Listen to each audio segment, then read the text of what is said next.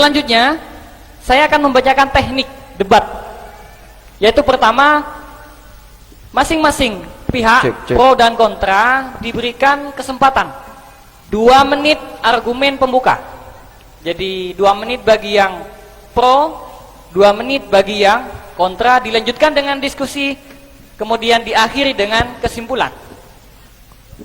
Langsung saja kita mulai. 2 menit argumen pembuka dari pihak yang pro. Silakan. Bismillahirrahmanirrahim. Assalamualaikum warahmatullahi wabarakatuh. Dalam tradisi masyarakat Indonesia, ketika ada orang atau saudara kita yang meninggal dunia, itu ada sebuah tradisi kumpul-kumpul untuk mendoakan orang yang meninggal tersebut. Dasar kami melakukan tahlilan adalah Quran surat Al-Hasyr ayat 10 yang berbunyi, walladzina ja'u min ba'dihim yaquluna rabbana ighfir lana wal ikhwanina alladzina sabaquna bil iman wala taj'al fi qulubina ghillan lil ladzina amanu rabbana innaka ra'ufur rahim. Yang pada garis besarnya di situ adalah ada anjuran untuk berdoa atau mendoakan orang yang telah meninggal, yaitu ya Tuhan kami, ampunilah kami dan dosa-dosa orang-orang yang telah meninggal mendahului kami.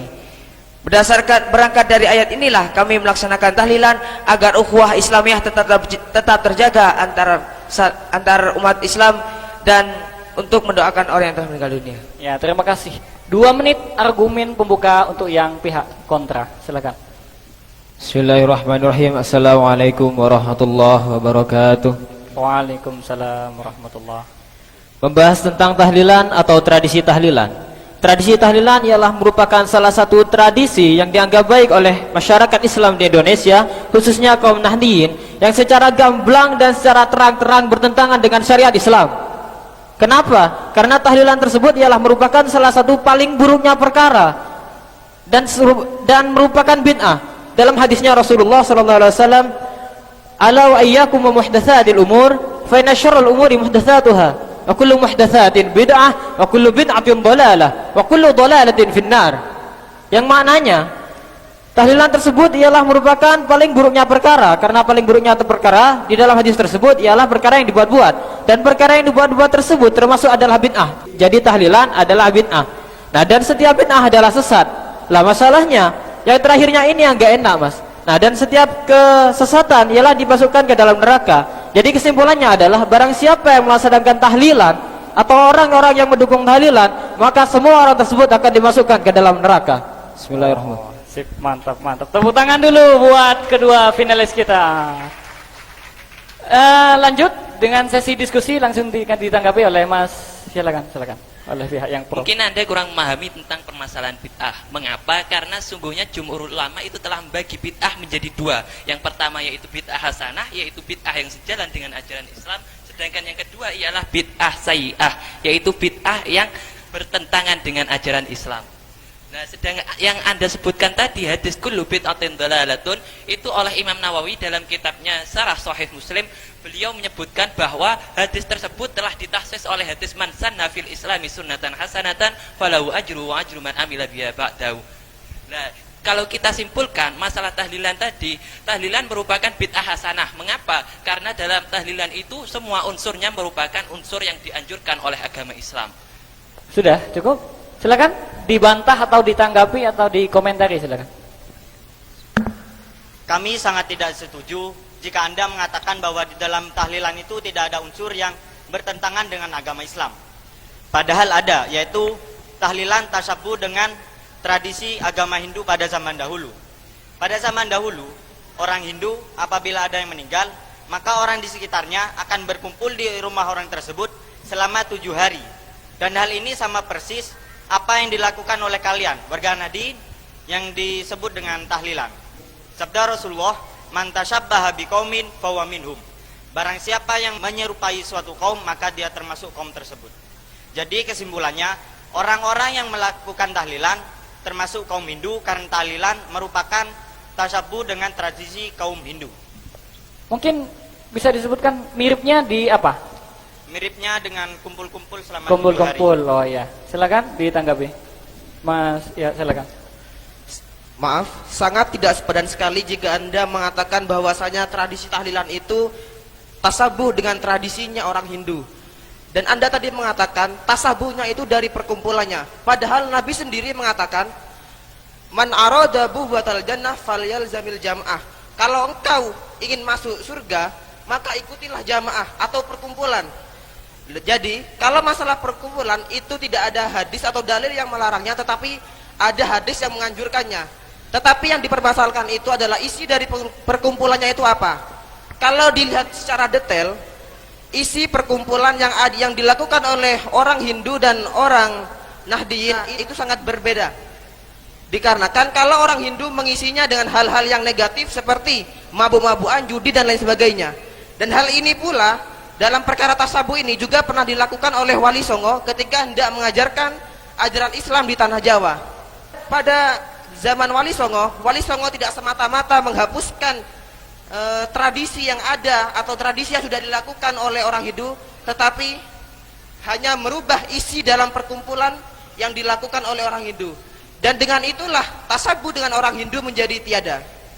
Jadi interupsi silakan. Iya, Wali Songo melakukan metode itu. Tapi apakah metode itu dicontohkan oleh Rasulullah? Apakah ada contoh dari Rasul? Oh iya, tentu saja Rasulullah sendiri pernah mencontohkannya ketika Rasulullah SAW menyuruh para sahabat untuk melakukan puasa Asyura. Dan para sahabat itu merasa keberatan dikarenakan puasa Asyura juga dilakukan oleh orang Yahudi. Orang Yahudi melakukan puasa Asyura itu untuk merayakan kemenangan Nabi Musa atas Raja Fir'aun. Lah, untuk menghilangkan tasabuh dengan orang Yahudi, Rasulullah SAW menyuruh para sahabat untuk memulai puasa mulai tanggal 9 yang dikenal dengan sebutan puasa Tasu'ah. Jadi saya tegaskan lagi bahwasanya tradisi tahlilan itu tidak sama sekali menyerupai atau tasabuh dengan ajaran Hindu. Terima kasih. Jadi tasabuhnya itu hilang dengan mengubah isi gitu ya. Silakan ditanggapi. Terima kasih. Kami menemukan syubhat yang lain yang tidak bisa sama sekali dibenarkan dalam agama Islam, bahwa karena dalam tradisi tahlilan itu ada hari-hari yang dibuat-buat. Contohnya semisal seperti 7 hari, 10 hari, 40, bahkan 100 atau sampai 1000. Bahkan itu tidak ada perintah dari Nabi. Dan Nabi bersabda, man amila amalan laisa alaihi amruna fahuwa raddun. Barang siapa yang mengerjakan perintah, tidak ada perintah atas Rasul, maka perbuatan itu ditolak. Nah, tahlilan itu kan membuat-buat, contohnya seperti 7 hari, 10 hari itu kan tidak ada perintah atas Rasul. Juga ada hal-hal yang banyak tentang bertentangan dengan tahlilan. Contohnya semisal menyuguhkan makanan, bid'ah dan lain sebagainya. Jadi tahlilan itu sama dengan percuma, sama dengan lagi sia-sia. Terima kasih. Sia-sia ya. Mungkin nanti tahlilan sia-sia, kenapa Anda masih dukung tahlilan? Kalau memang tahlilan sia-sia. Kata siapa? Gak ada dasarnya dalam penentuan hari. Rasulullah SAW pernah melakukan satu perjalanan untuk pergi ke Masjid Quba. Hadisnya begini, ya'ti masjidah Quba'in kulla sabtin masyian wa raqiban wa kana Abdullah bin Umar radhiyallahu anhuma yaf'alhu. Yang artinya Rasulullah itu pergi ke Masjid Quba pada setiap hari Sabtu. Perlu digarisbawahi, setiap hari Sabtu. Berarti Rasulullah mengkhususkan melakukan suatu amalan. Wa kana Abdullah bin Umar radhiyallahu anhuma yaf'alhu. Kemudian perbuatan Rasulullah ini ditiru oleh seorang sahabat yang sangat alim, yaitu Abdullah bin Umar. Nah, kemudian seorang ulama terkemuka mazhab Syafi'i, Al-Hafidh Ibnu Hajar Al-Asqalani, dalam kitab Fathul Bari, dalam mengomentari hadis ini, beliau berkata, sesungguhnya hadis di atas yang barusan saya sebutkan itu menunjukkan kebolehan kita untuk menentukan atau mengkhususkan suatu amalan pada hari-hari tertentu. Contohnya seperti apa? Seperti dalam tahlilan, yaitu pada hari pertama sampai ke-7, 40, 100, naun, 1000 dan seterusnya. Itu hukumnya boleh berdasarkan hadis tadi, karena tidak ada dalil yang melarangnya. Kalau masalah tentang tahlilan sia-sia itu? Kata siapa tahlilan sia-sia? Kan tadi sudah kami sampaikan bahwa tahlilan itu tidak sia-sia, sudah ada dasarnya semua dari Al-Quran, Al-Hadis, Al-Ijma' maupun Al-Qiyas. Oh iya, monggo. Jadi tidak sia-sia, ada dalilnya semua. Masih mau dibantah lagi? Mungkin saudara-saudara ini masih bisa ya memaksakan suatu dalil, melaksanakan sebuah dalil dikait-kaitan dengan tradisi yang ada di dalam tahlilan, itu mungkin masih bisa. Tapi dengan yang satu ini, kami menemukan sebuah ibarah atau syubhat bahwasanya tahlilan itu sangat melenceng dari ajaran Islam, Mas. Sudah jauh. Di dalam sebuah hadis Rasulullah bersabda, "Ij'alu li Ali Ja'farin ta'aman fa innahu qad ja'ahum amrun yasghuluhum." yang maknanya buatkanlah makanan untuk keluarga Ja'far karena sesungguhnya keluarga Ja'far tersebut sedang terkena musibah. Nah, sedangkan prakteknya di dalam tradisi tahlilan di Indonesia kaum Nahdien itu malah orang yang sahibul musibah, orang yang terkena musibah itu harus memberikan makanan kepada orang yang bertakziah. Padahal yang dibenarkan oleh agama itu, saudara, itu aslinya orang yang bertakziah tersebut yang harus memberikan makanan kepada si sahibul musibah. Jadi logikanya si sahibul musibah itu sudah jatuh tertimpa tangga, sudah tenggelam masih dimakan paus. Jadi ya itu gimana Anda mengomentari itu, Mas? Jadi orang yang meninggal sudah ditinggal keluarga, sudah harus memberi makan kepada orang yang datang ya. Jadi bertentangan dengan hadis tersebut ya. Ya, berikan pendapat yang sangat mepet, jangan pendapat yang jauh tadi. Mungkin tepuk tangan dulu buat finalis kita, biar lebih seru. Nah, jadi ini menanggapi ini bertentangan dengan sebuah hadis tadi. Silakan ditanggapi. Maaf Mas, Anda mungkin kurang memahami apa yang terjadi konteksnya di Indonesia ini. Mengapa? Karena setiap ada orang meninggal di Indonesia, pasti ada orang yang bertakziah. Dan orang yang bertakziah itu membawa bentuk makanan yang masih dalam keadaan mentah. Nah, Iya. ketika itu diberikan kepada keluarga si mayit yang oleh kemudian keluarga mayit mengolahnya dan diberikan kembali kepada orang yang bertahlilan untuk dimakan bersama. Jadi kalau Anda membantah dengan hadis ij'alu li ali Ja'farin ta'aman itu sebenarnya sesuai, bukan bertentangan. Jadi sesuai ya, nggak bertentangan. Oh, Instruksi. silakan. Kemudian bagaimana, Mas? Sebagaimana yang sudah kami pelajari tadi malam di kitab I'anatul Talibin, di kitabnya kaum Nahdien, kitabnya kaum ulama-ulama Ahlus Sunnah yang biasa dipelajari di pondok-pondok jenengan-jenengan semua ini, yang berbunyi takbirnya itu ma yaf'aluhun nasu minal ijtima'i inda ahlil mayyiti wa sun'it ta'ami minal bida'il munkarah. Lah yang maknanya apa yang dilakukan oleh manusia berupa berkumpul di rumah keluarga seperti tahlilan, kemudian si keluarga sahibul musibah tersebut menyediakan makanan, itu termasuk perbuatan bid'ah yang mungkar, bida'il munkarah. Lah bagaimana? Ini kitabnya jenengan-jenengan sendiri bilang gini. Ini gimana? Masa sampean masih mau menyangkal kitab sampean sendiri? Oh, di dalam I'anatul Talibin bid'ah mungkar itu ya.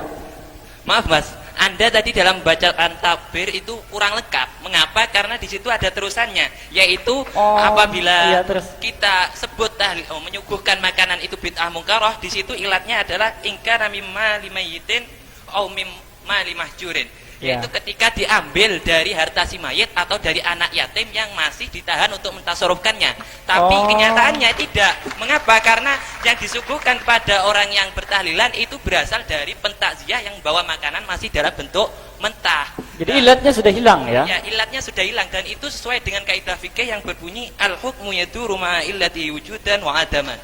Yaitu hukum fikih itu selalu berputar dengan ada tidaknya suatu ilat. Jadi boleh ya, bukan bid'ah mungkar ya. Nah, itulah ilatnya. Tahlilan itu tidak memperhatikan kondisi perekonomian di Indonesia.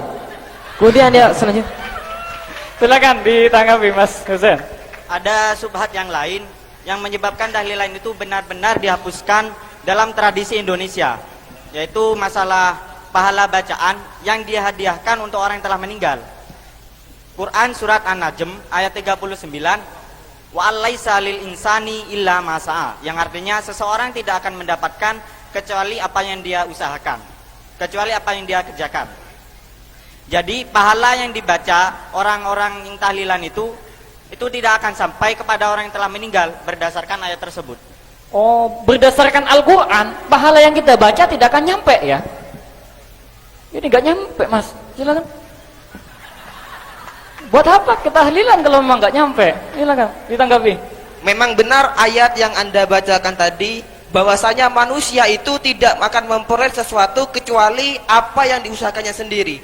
Tetapi Ibnu Qayyim Al-Jauziyah, murid dari Ibnu Taimiyah, ulama yang Anda ikuti, menjelaskan atau menulis dalam kitabnya, dalam kitab Ar-Ruh halaman 146, bahwasanya di sana jawaban yang paling tepat untuk Quran surat An-Najm ayat 39 adalah ketika seseorang itu hidup lalu dia berbuat baik pada kerabatnya dan berbuat baik pada sanak keluarganya, tetangganya, familinya, dan ketika dia meninggal lalu sanak dan familinya itu mengirimkan pahala bacaan doa kepada dia, itu akan nyampe dikarenakan itu adalah buah hasil dari jerih payahnya ketika masih hidup. Jadi tidak ada bertentangan. Jadi tidak ada unsur yang bertentangan dengan surat Quran An-Najm, dengan Quran surat An-Najm ayat 39. Oh, interupsi silakan. Coba Anda buka kitab tafsir Ibnu Katsir. Di sana Imam Syafi'i mengomentari ayat tersebut. Nah, komentarnya adalah pahala bacaan yang dihadiahkan untuk orang yang telah meninggal itu tidak akan sampai. Lah ini yang berkata adalah Imam Syafi'i. Imam Syafi'i. Oh, imamnya Imam panutan Ahlussunnah kalian ya? sendiri. Dibilangin imamnya tidak mau. Oh. Imam Syafi'i, imam kaum ini mayoritas NU ya. Ini juga pembela tahlil orang NU. Jadi imamnya orang NU mengatakan itu nggak nyampe, Mas. Silakan. Mungkin ada jawaban. Maksud dari pendapat Imam Syafi'i yang mengatakan bahwasanya pahala bacaan yang dikirimkan kepada orang yang meninggal dunia yang tidak sampai, itu sudah dijelaskan oleh Syekh Zakaria Al-Ansori yang menyatakan bahwasanya yang dimaksud dengan pahala yang tidak nyampe kepada orang yang telah meninggal dunia itu apabila tidak dibaca di samping mayat atau tidak dihususkan kepada si mayat. Tetapi dalam kenyataannya di akhir tradisi tahlilan selalu ada ungkapan kata yang selalu dihususkan kepada si mayit yang teringkas dalam kata-kata Allahumma ausil sawaba ma qara'na. Jadi saya tegaskan lagi, mau tidak mau, ikut tidak ikut, tetap bahwasanya pahala bacaan Al-Quran itu tetap sampai kepada orang yang telah meninggal dunia. Oh, tepuk tangan dulu bagi finalis kita. Biar lebih seru, kita kasih kesempatan untuk masing-masing pihak untuk menyimpulkan argumen dari pertama hingga akhir. Untuk silakan kepada pihak kontra dulu, saya kasih kesempatan untuk menyimpulkan. Cek. Terima kasih. Kami tetap berpegang teguh terhadap apa yang diargumentasikan oleh kami tadi, karena berdasarkan Al-Hadis dan Al-Quran bahwa tahlilan itu tidak benar. Karena terhadap syubhat yang tidak dapat dibenarkan dan masih ada ilat-ilat yang atau syubhat-syubhat yang lain. Contohnya seperti menyuguhkan makanan tidak pernah dilakukan oleh Nabi, tasyabuh dengan orang Hindu dan lain sebagainya. Untuk itu mari umat Islam yang ada di Indonesia ini bersatu untuk menghapus bid'ah dan menghidupkan sunnah. Jadi secara mutlak tahlilan itu harus dihapuskan di Indonesia ini. Terima kasih. Oh. Kemudian kesempatan kedua untuk menyimpulkan kepada pihak yang pro. Baik, terima kasih moderator. Berdasarkan dialog yang sudah kita rembukan barusan, tidak ada satupun dalil dari kami yang bisa Anda bantahkan dan tidak bisa Anda patahkan. Jadi kami tetap pada pendirian kami, tahlilan itu harus dilakukan, bahkan kalau perlu wajib untuk menjaga ukhuwah Islamiyah di Indonesia ini. Karena sudah sesuai dengan konteks Al-Quran, As-Sunnah, Al-Ijma', Al-Qiyas. Al-aslu fil asya'i al-ibahatu hatta yadulla dalilu ala tahrimi. Hukum asal dari sesuatu itu boleh sampai ada dalil yang melarangnya. Kenyataannya tahlilan tidak ada dalil yang melarangnya, justru menguatkan semuanya. A'angdantahum am lam tundirhum la yu'minun. Percuma kami ngomong kepada Anda karena hati Anda telah tertutup. Terima kasih.